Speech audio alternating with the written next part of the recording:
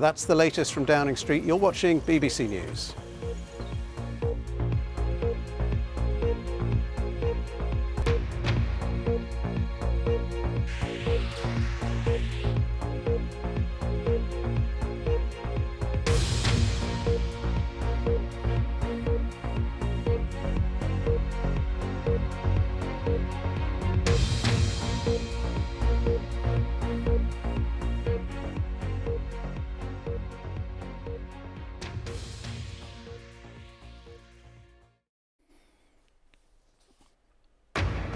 Today at 6, he's resigned, the final days of the Boris Johnson premiership. I want you to know how sad I am to be giving up the best job in the world. But them's the breaks. Flanked by family and loyal allies, Mr Johnson spoke of achievement, but not a word about his mistakes. He blamed Westminster politics. As we've seen at Westminster, the herd instinct is powerful. When the herd moves, it moves.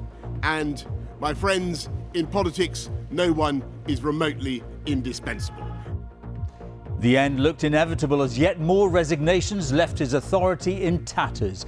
The message from each one of them was the same.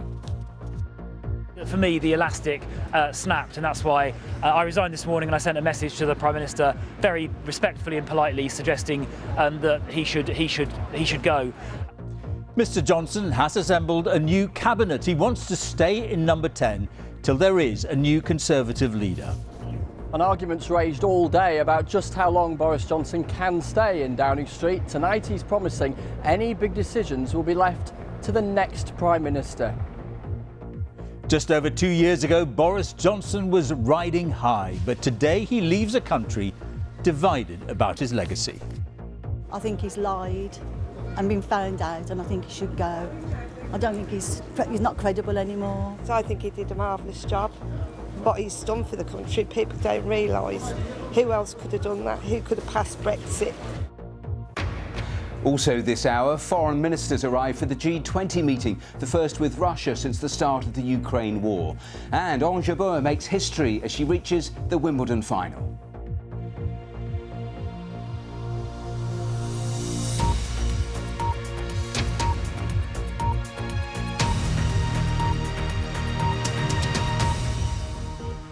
Good evening and welcome to the BBC's News at 6. After the general election in 2019, Boris Johnson was the master of all he surveyed, with a huge mandate from voters.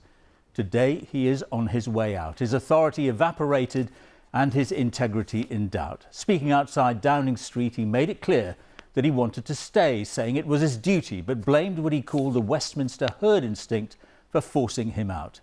Mr Johnson's plan is to leave number 10 only when a successor is chosen by the Conservatives.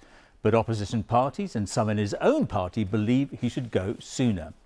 Now, the end game of the Johnson premiership began earlier this week with the resignations of the former Health Secretary Sajid Javid and former Chancellor Rishi Sunak. That opened the floodgates to a slew of resignations from government. Here they are, 58 in all. So even as the Johnson era comes to an end, attention is turning to who will replace him and how they will cope with an inbox that includes relations with the EU and the cost of living crisis. More on all that later, but first, our political editor Chris Mason on a day of political upheaval for Westminster and the country. Chris.